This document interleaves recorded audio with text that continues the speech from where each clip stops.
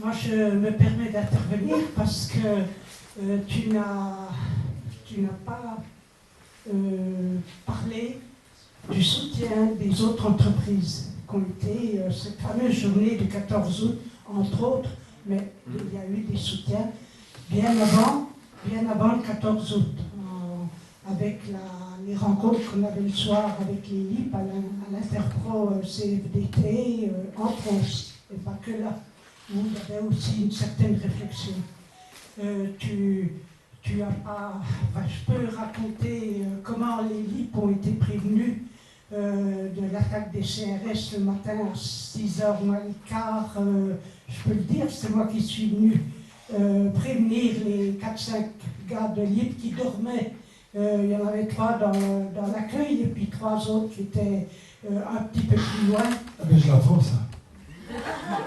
Ce que je voulais dire important, c'est que à l'Interpro CFDT, on avait dit que on s'attendait à avoir, tout le monde s'attendait, hein, et que toutes les entreprises, s'il y avait attaque des CRS, toutes les entreprises fermeraient. Donc je suis redescendue à la Rodiade. Nous, on avait tout prévu à la Rodiade, toutes les équipes, donc de faire sortir la direction, on le savait, nous avait dit vous mettez en sécurité, etc. Donc l'équipe de nuit, non, c'est pas nuit, puisqu'il avait pris à 4 heures, l'équipe du matin de 4-8, tout le monde est sorti, tout le monde, ils sont montés à pied chez LIP, de là tout, à l'UL, tout le monde, bourgeois, enfin toutes les boîtes, voilà, je voulais rappeler quand même ça parce que c'était quand même important. C'était quand même important, ce mouvement vraiment de solidarité. Il n'y a pas eu que le 16, le meeting, il y a eu les gars des entreprises de Besançon chez LIP le 14 au matin. Non, mais on sait qu'il y a eu un soutien fabuleux, byzantin, tout comme extérieur encore, de partout. Je crois que c'est Tullio qui lui aussi a participé pour planquer de l'argent. Il m'a raconté, j'ai appris ça il y a, quand on est allé au voyage CFDT à l'automne. Et j'ai appris ça et j'apprends ça aujourd'hui de toi, tu vois. Donc 50 ans après, tu apprends des choses. Il y a eu une grande bande dessinée, et le gars qui a fait la bande dessinée, il dit une femme affolée est arrivée avec sa Vous parliez juste en intro d'une vision éventuellement différente que vous pouviez avoir envie de donner ce soir. Je ne sais pas quelle est-elle, d'une part, et puis d'autre part, il y a quelque chose que j'ai encore la difficulté à percevoir dans les récits des uns et des autres, c'est le rôle des comités d'action d'avant, enfin si j'ai bien compris de 68 à 73, qui étaient pas syndicaux pour finir, qui travaillaient seuls, puis ensuite j'ai pas compris comment se rassemblaient ces groupes non syndicaux et les syndicats. Le comité d'action de Ragnès. Oui. Mais autrement, liaison, ce comité, les liaisons avec, je sais pas, je crois pas. Mais disons que le comité d'action, il est né pendant l'IP, hein, pendant l'IP en 73. Il n'y a pas eu de comité d'action avant l'IP de 68 à 73. C'était que les organisations syndicales qui ont... Non, le comité d'action est né en 73. Simplement, il y a eu souvent dans les films et les reportages, je dirais, un surdimensionnement du rôle du comité d'action et globalement une certaine négation de tout le travail préalable dont on a parlé et qui a rendu possible ce qui s'est passé en 73. Donc, et ensuite, il y a plusieurs affiches et tracts qui étaient signés de CGT, CFDT, comité d'action. Hein. Voilà, mais c'était effectivement une organisation spontanée qui était additionnelle. Il y avait des syndiqués, des non-syndiqués. Tous les gens de la CFDT faisaient partie du comité d'action. Les Picards, les Oui, donc voilà, c'est moins autonome qu'on peut peut-être le penser par analogie avec d'autres mouvements qui ont pu se passer depuis ou qui peuvent se passer maintenant. Peut-être une question idiote, mais je n'en ai pas souvenir. Est-ce que après l'action que nous connaissons et que tu viens de rappeler, Parle bien dans le micro. dans des détails qui effectivement nous reviennent et c'est super, est-ce que votre action, cette nouvelle façon de se battre, est-ce qu'elle a été imitée par d'autres, à d'autres moments, dans d'autres entreprises, en France ou ailleurs? Ou bien est-ce que c'est devenu... on en parle et puis il n'y a rien eu d'autre ailleurs? Je ne sais pas trop. Il y avait Cerizay, avec qui on était en contact, des filles à Cerizay dans le Auxerre, qui avaient. Ils faisaient des. Oui, c'est le roi. Le roi aussi dans le Nord. On avait des liaisons avec eux, quoi. Il y a quand même eu sur Palan des rassemblements d'entreprises en lutte au même moment.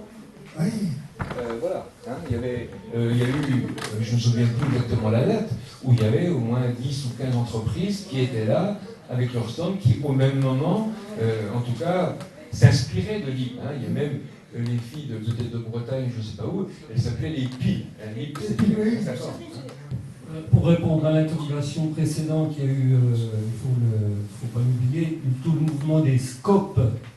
Vous connaissez sans doute les sociétés coopératives ouvrières de production, avec des reprises des sociétés en difficulté par les salariés eux-mêmes. Et certains exemples, même très récemment, ont montré que ces expériences étaient couronnées de succès.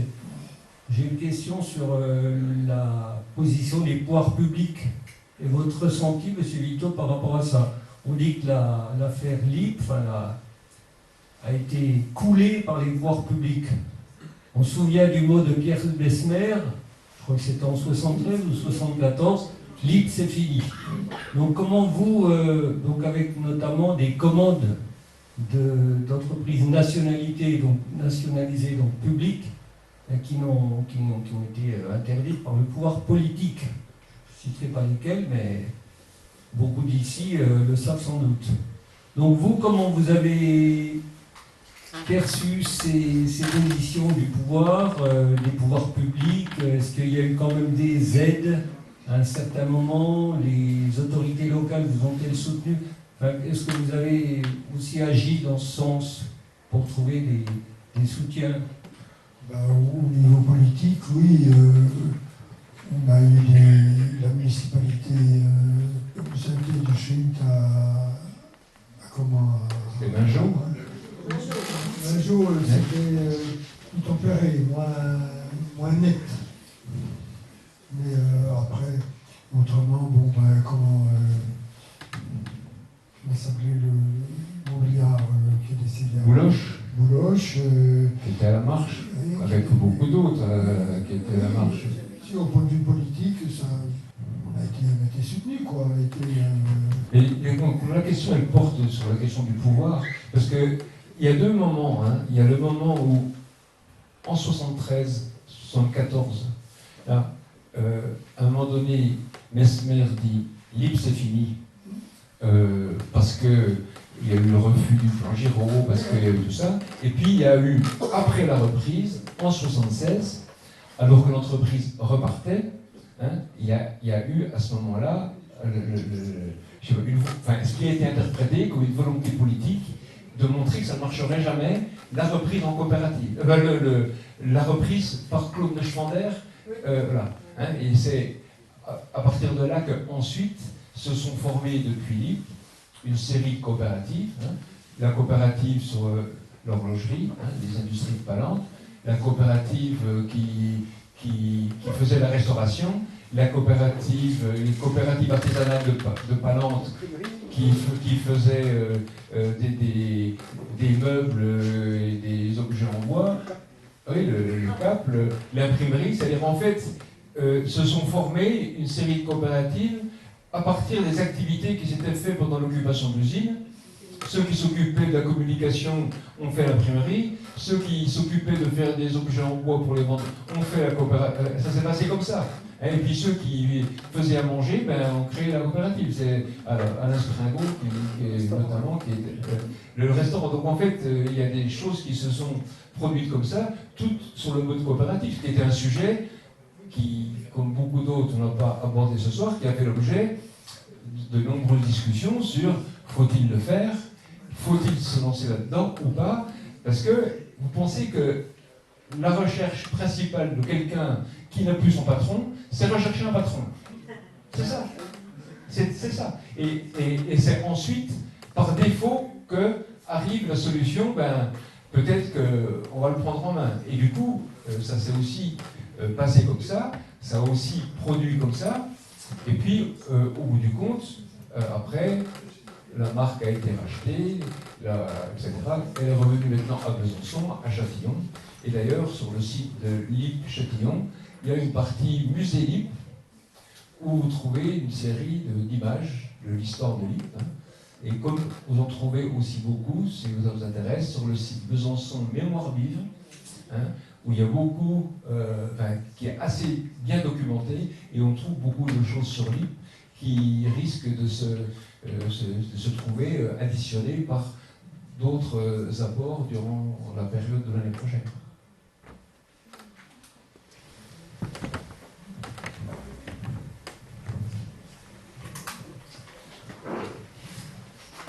Merci à vous. Bon. Ben, s'il n'y a plus, alors à partir de maintenant, je comprends qu'il y aura deux tendances qui vont se dégager. Une tendance apéro, puisque c'est apéritif débat, et une tendance match. Hein, et quand je suis allé chercher le matériel pour l'apéro ce matin, on m'a dit c'est pour le match. J'ai dit pas du tout. Voilà. Donc voilà, merci à tout le monde.